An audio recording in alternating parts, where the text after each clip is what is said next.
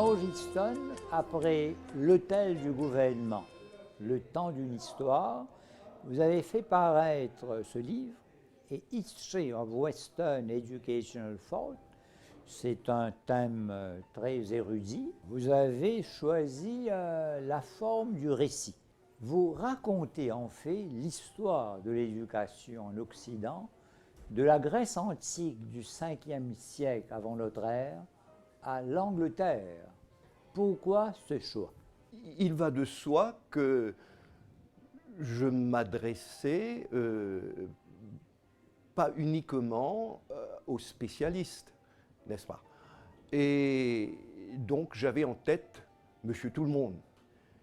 Et j'ai tenu à le faire pour mes compatriotes dans un premier temps. Ça ne veut pas dire que je n'ai pas visé plus loin. J'ai tenu à ce que ce ne soit pas aussi volumineux. Donc il a fallu faire une synthèse de 2500 ans d'histoire de l'éducation et pour aboutir à une étude de cas à mon pays qui a connu 3 colonisations successives, n'est-ce pas, et qui fait partie au même titre que l'Inde, que le Canada, que les autres pays qui ont connu d'une manière ou d'une autre la colonisation, implantation ou conquête européenne, n'est-ce pas? Donc c'est la pensée éducative de l'Occident qui a été l'objet de mon étude. Et je dis qu'aujourd'hui, ce n'est pas l'apanage des Occidentaux. Il y a cette qualité universelle de cette tradition qui remonte, n'est-ce pas, à Platon, à Socrate, à Aristote, en passant par Quintilien, Cicéron, et puis un peu plus près de nous, si vous voulez, Montaigne, Rabelais, et sans occulter évidemment le Moyen-Âge, Thomas d'Aquin, Cassiodore, tous ceux qui ont été des diffuseurs, des relayeurs, en incluant les Moyen-Orientaux ou les Arabes, si vous voulez, Avicenne, Averroès et tout ça. Et je débouche sur, évidemment, une période beaucoup plus proche de nous, qui est marquée surtout par la Renaissance anglaise, n'est-ce pas, par Erasme. Et je vais jusqu'à Shakespeare, je me pose la question fondamentale. Shakespeare a été à une école, à grammar school, comme on dit, mais qu'est-ce qu'il a lu, qu'est-ce qu'il y avait dans le curriculum? Georges, dans votre note introductive, vous décrivez votre livre comme un survey of thinkers, ideas, trends, issues. Pourriez-vous nous présenter brièvement quelques penseurs et leurs idées essentielles dans le domaine de l'éducation? Je pourrais commencer par Cicéron, ou même Quintilien, que, comme vous le savez, Quintilien a été redécouvert à la Renaissance. Ah ben, ça a été le premier psychologue de l'éducation en tant que tel. Il y a bien évidemment l'apprenant, et l'apprenant n'a pas été toujours au centre de tout ça. Il a fallu attendre Rousseau, pour Rousseau, sa révolution copernicienne, pourrait-on dire. Je pense à Émile Durkheim, je pense à John Dewey, je pense finalement à tous ces historiens de l'éducation qui n'ont pas pu occulter Rousseau. Mais je viens dire que tout en suivant la nature, n'est-ce pas, il est allé beaucoup plus loin pour dire qu'il ne faut pas laisser l'enfant à lui-même comme ça. Il y a aussi une autre discipline intérieure, que reprennent par exemple les penseurs allemands. Je pense surtout à Froebel, à Kant et à Pestalozzi, etc. Je pense à John Locke. Alors John Locke, c'est vraiment l'homme qui est mu par le bon sens commun. C'est un des premiers à avoir préconisé l'emploi de la langue maternelle. Je pourrais mentionner également peut-être Montaigne, Montaigne qui on se souvient de ce qu'il a dit, une tête bien faite plutôt qu'une tête bien pleine, n'est-ce pas? Alors un autre exemple beaucoup plus proche de nous, par exemple, voyons par exemple Dewey, John Dewey. Alors John Dewey, au début du siècle dernier, va mettre l'accent sur le côté pragmatique, n'est-ce pas? Alors là, on est loin de de ses cogitations, si vous voulez. Et lui, il est incontournable. La pédagogie moderne privilégie précisément cette approche. Pour reprendre les mots d'un grand philosophe français, qui n'est autre que Luc Ferry, cette démarche du philosophe est celle qui reconnaît d'abord qu'il est mortel, ou encore qu'il ne doit pas être entiché uniquement du passé ou du futur, il vit au présent. Donc, si vous voulez, l'éducation, aujourd'hui, malheureusement, on n'en retient que son aspect utilitaire. On apprend pour avoir un diplôme et pour avoir une place dans la société. Education for work. Mais alors, d'où justement, mon idée centrale, c'est une bonne éducation doit pouvoir nous amener à... D'abord, c'est quelque chose de... which is a good in itself. C'est quelque chose de désintéressé. Et non pas quelque chose qui peut être instrumentalisé, utilitaire. Voilà. Georges, vous n'avez pas occulté l'histoire de l'éducation à Maurice. Vous lui consacrez le dernier chapitre, le chapitre 21, sous le titre Education in Mauritius, Making Sense of the Past in the Light of the Present. L'occasion de réfléchir sur les grandes questions, l'esclavage, l'immigration contractuelle, l'occasion de réfléchir à la lumière de l'éducation. C'est-à-dire, donc, j'explore et je découvre, je constate que le cas de Maurice est un cas à part, spécifique. Il n'y a qu'à voir la politique anglaise à l'égard de Maurice, conquise en 1810. Maurice était assimilé à une de ces îles des Caraïbes, Jamaica, West Indies, etc., et pas cette île spécifique de l'océan Indien, dans l'océan Indien, ayant connu la colonisation française, surtout française, hollandaise d'abord, mais la colonisation française a laissé des traces, a façonné notre histoire. Et donc, c'est voir tous ces problèmes à la lumière, donc l'histoire coloniale et aussi l'histoire post-coloniale. Par exemple, les Anglais ont voulu, à partir du début du 19e, ont voulu angliciser, anglicaniser Maurice, ça n'a pas marché, et parce que la survivance de la langue, de la culture française était tenace. Bon, maintenant j'aboutis quand même, spécificité d'accord, mais aussi c'est l'illustration de l'avenir de l'éducation. Je reste optimiste, mais je relève précisément la présence de ces logiques internes perverses, n'est-ce pas? C'est la perpétuation des inégalités. C'est le cas en Angleterre, c'est le cas ailleurs, aux États-Unis, ce qu'on appelle des culture wars, même après l'abolition de l'esclavage. Je dirais que nous devons être vigilants, we shouldn't get bogged down dans ce que j'appelle les scholastic achievements, de A+, etc., ou des administrative postures, simplement du côté administratif, mais et surtout ce que j'appelle les ideological hangovers, c'est-à-dire ces extrémismes, ces fanatismes. Soit je suis pour une idée, pour ça, parce que l'éducation ne peut pas être segmentée, l'éducation elle est totale. Christine Annie, vous avez déjà présenté ici même votre livre « Les Mauriciens dans la Grande Guerre », paru aux éditions Vis-à-vis. Alors, vous nous présentez cette fois 4 petits livres pour les enfants et un autre livre, L'imagier de Ticoulou. Parlons d'abord de ces 4 livres. Alors, pourquoi les éditions Vis-à-vis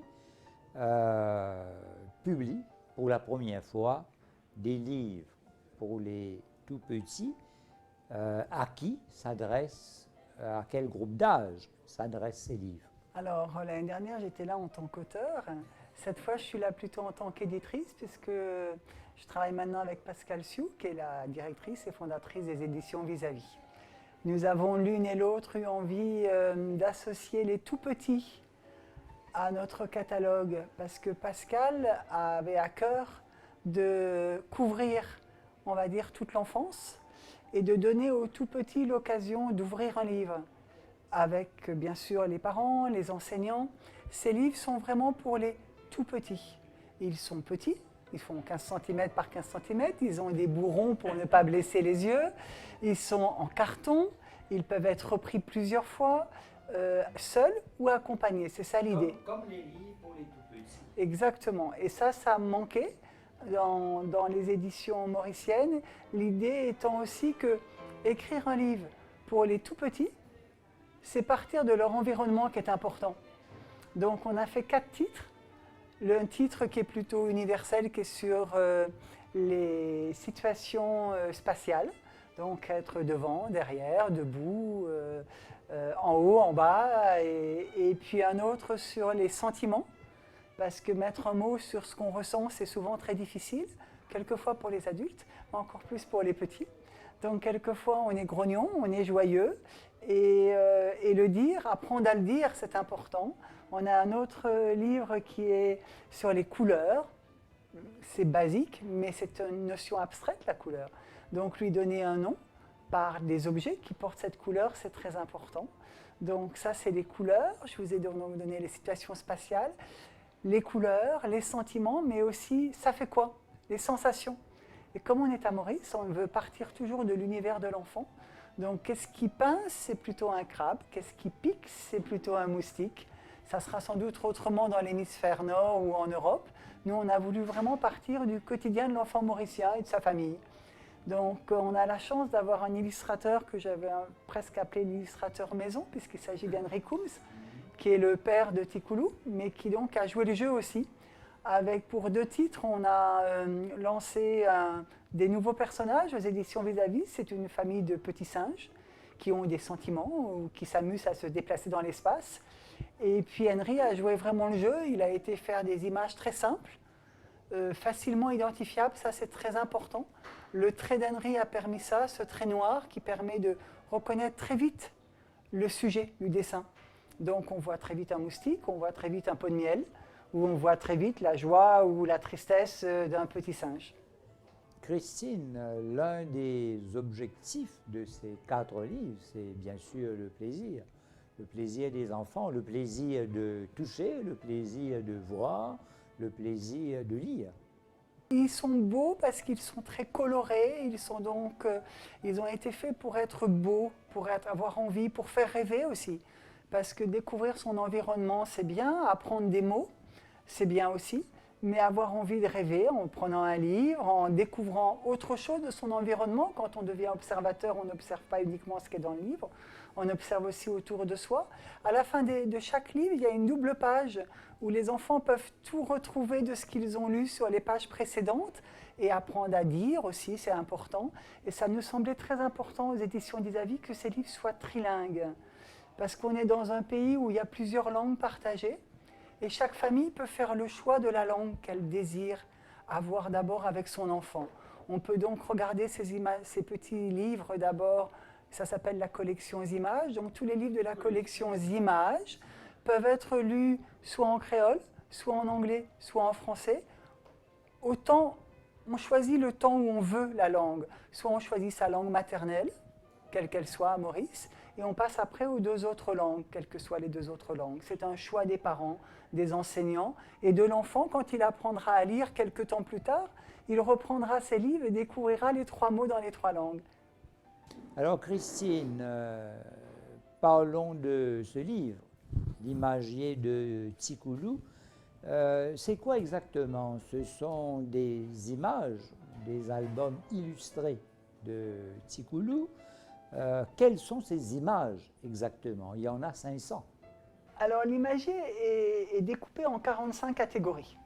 Donc c'est simple, il y a la maison, il y a l'école, il y a la nature, il y a la flore, il y a la faune, il y a les gourmandises, sucrées, salées. Et l'idée est de prendre à chaque fois quelque chose qui est de l'environnement de l'enfant. On part du connu pour aller quelquefois vers l'inconnu. On n'a pas besoin de tout connaître quand on est un enfant, on découvre. Mais dans la maison, on va s'arrêter sous la barangue. Au marché, évidemment, on va s'arrêter devant des fruits et légumes qui sont plus proches de ceux du quotidien des Mauriciens et des recettes mauriciennes. Ça n'empêchera pas qu'il y aura la pomme et la poire, mais il y aura bien sûr d'abord la mangue et le litchi. Donc l'idée, c'est donner aux enfants 500 mots. Cette imagerie regroupe 500 mots, et donc 500 images. Alors certaines sortent des albums de Ticoulou, pour, je dirais, l'ambiance, et quelques éléments d'album que les habitués des albums reconnaîtront. Mais Henry Coombs a encore fait là un travail vraiment d'illustrateur pour s'adapter aux catégories. Il a fait tout un travail de recherche. Par exemple, on a sur les bobos, comment on soigne les bobos, donc un sparadrap, etc. Donc, une fois de plus, le dessin d'Henry apporte une précision, une simplicité de traits, mais une reconnaissance immédiate des choses. Et c'est important.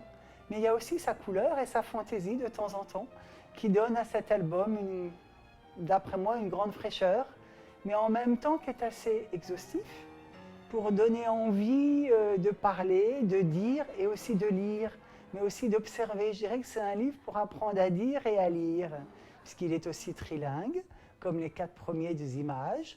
Donc c'est la joie des mots, la joie des couleurs, la joie de la vie, la joie aussi de rêver, parce qu'il y a aussi des entrées sur « ça fait rêver », des entrées sur « il était une fois », donc on passe d'un pirate à Tisan, qui sont aussi dans le livre. Et puis pour les gourmands, il y a les bonnes pâtisseries mauriciennes aussi qui sont là. Donc c'est un livre de partage.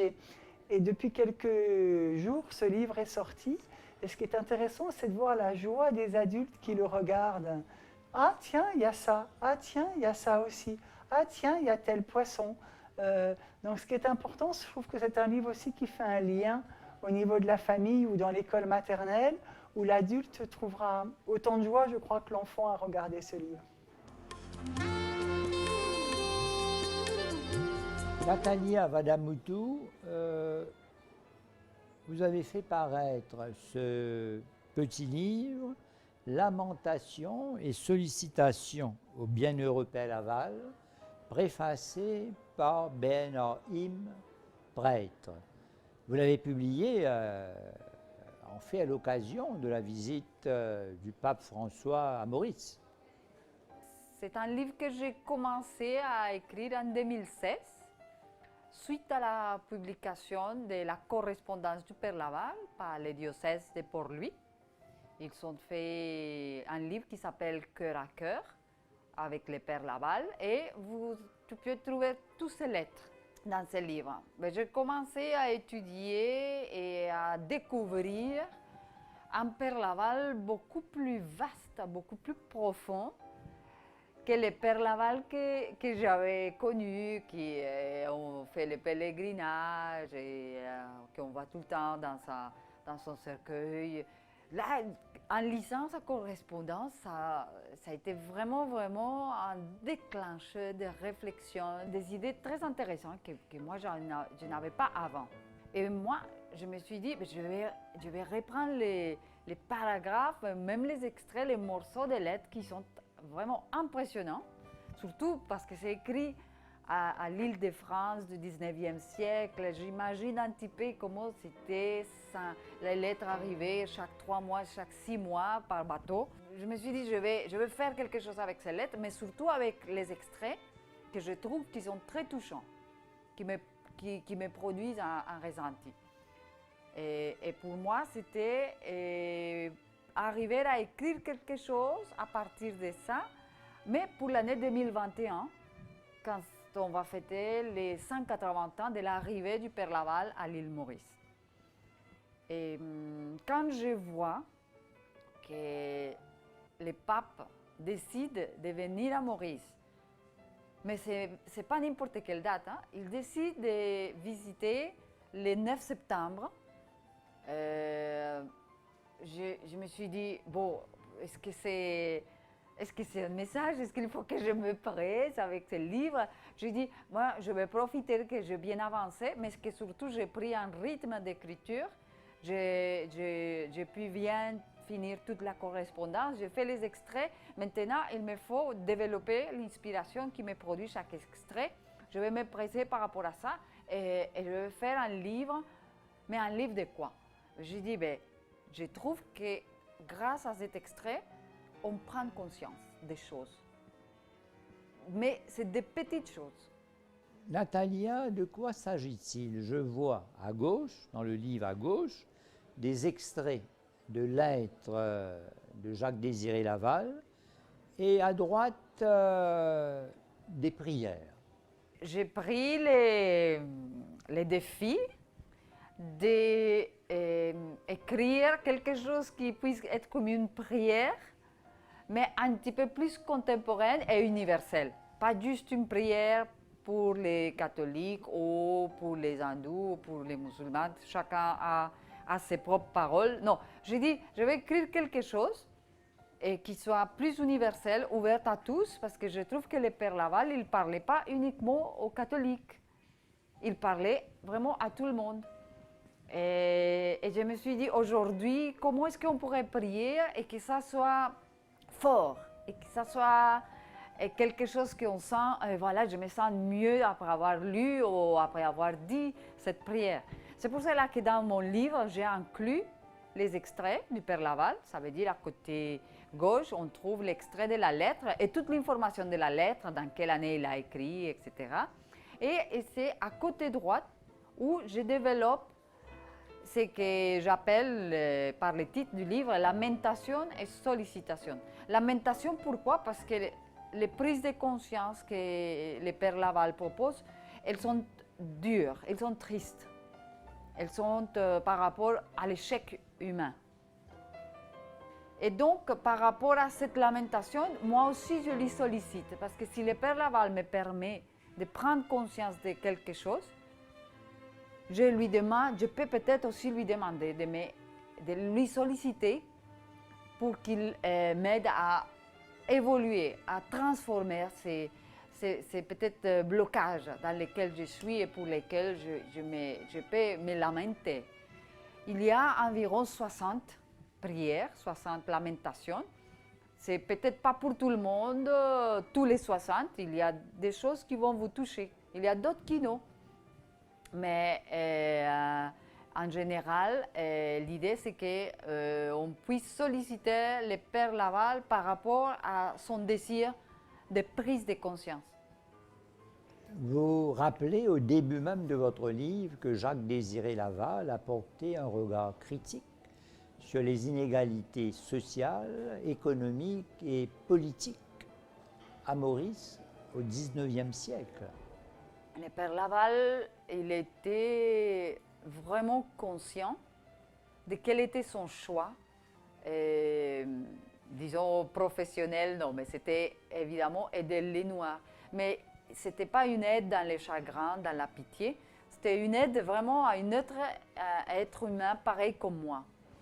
Et un exemple que j'aime bien partager, c'est qu'il proposait à ses frères spiritains, qui étaient aussi à l'île Maurice en train de travailler, de ne pas accepter disons, les déjeuners ou les dîners. Alors, le Père Laval proposait à ses frères de ne pas accepter ces invitations chez les gens aisés, et que je trouve ça vraiment en avance, hein, parce que pour un prêtre, être invité chez les gens aisés qui ont fait des donations à l'église et tout, c'est quand même un type de socialisation qui est très, très accepté.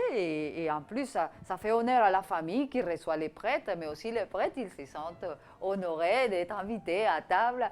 Et lui, il a dit non, ne tombe pas là-dedans. Mais c'était c'était le 19e siècle à l'île Maurice. Il dit, ne tombe pas là-dedans, ça, vous n'avez pas besoin de ça. C'est vraiment la simplicité, c'est les rapports qui sont égaux avec tout le monde sans faire des remarques sur sa condition, sur son héritage, sur son chagrin, sur sa tragédie. Tout le monde égal. Mais une simplicité extraordinaire que moi, je pense que c'est un grand exemple aujourd'hui.